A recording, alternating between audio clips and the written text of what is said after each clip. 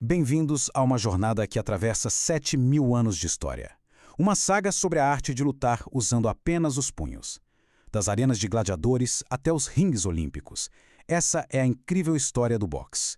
Uma verdadeira lição sobre força, sobre inteligência e, claro, sobre superação. Mas antes da gente começar essa viagem, um recado bem rápido. Se histórias como essa, que vão fundo na origem das coisas, te fascinam, o apoio de quem nos assiste é tudo. Então já segue o canal, deixa aquele comentário, compartilha, é isso que nos dá o gás para continuar produzindo material de qualidade. Então, vamos lá, direto ao ponto. Por que raios alguém decidiu lutar só com as mãos? De onde veio essa ideia? A gente tende a pensar no boxe como uma coisa mais moderna, né? Mas a verdade é que a origem dele, a origem vai surpreender, e muito. Se prepare. É isso mesmo, 7 milênios. Pensa só nisso. Antes mesmo das pirâmides do Egito serem construídas, já existiam placas de pedra na Mesopotâmia com desenhos de homens lutando. Isso aqui não é só um esporte, gente. É um pedaço da nossa própria civilização gravado em rocha.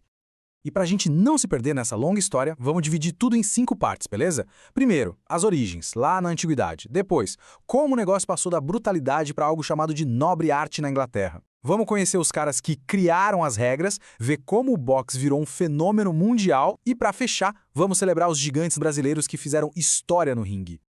Capítulo 1. O ponto de partida.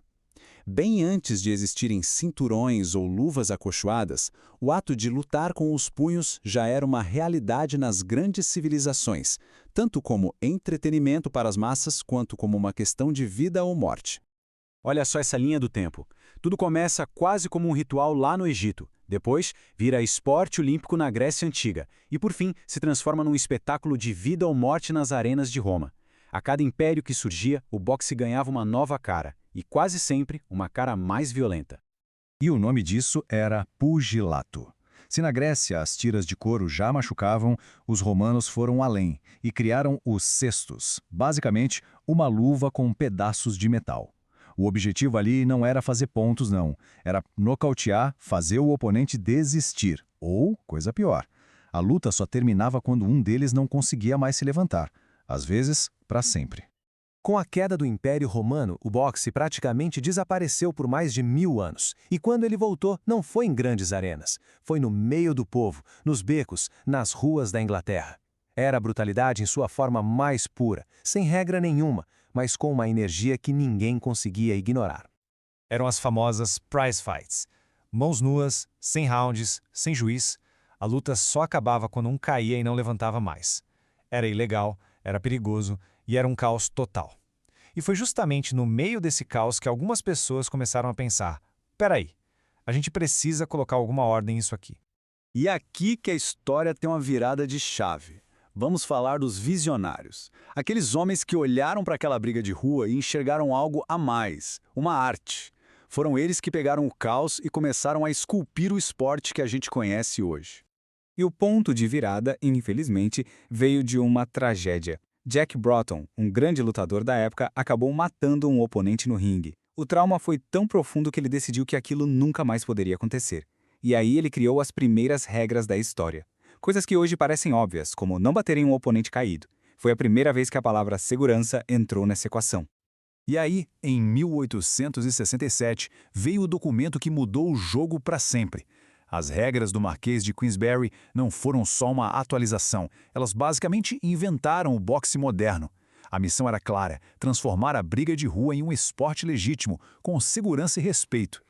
E foram basicamente 4 mudanças que criaram a nobre arte. Primeiro, luvas obrigatórias para proteger os lutadores. Segundo, rounds de 3 minutos, o que trouxe estratégia para o combate. Terceiro, a contagem de 10 segundos, que adicionou todo aquele drama que a gente adora.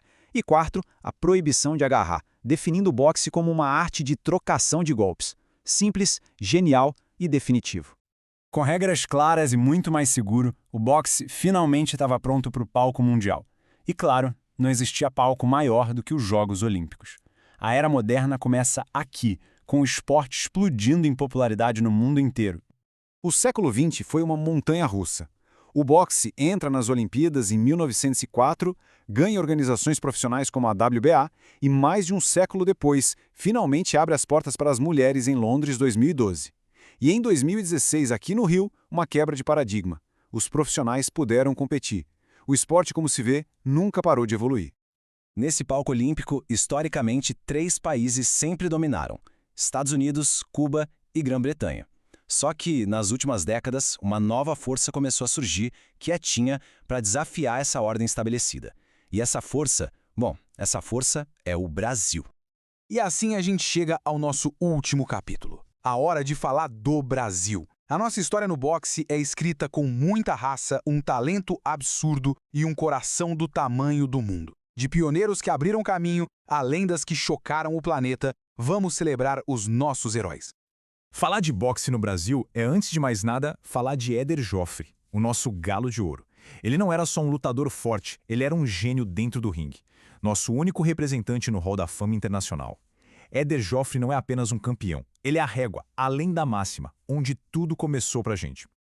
E se o Joffre era a pura arte, Popó era a força da natureza. Ele não vencia, ele demolia. Foram 29 vitórias seguidas por nocaute. 29!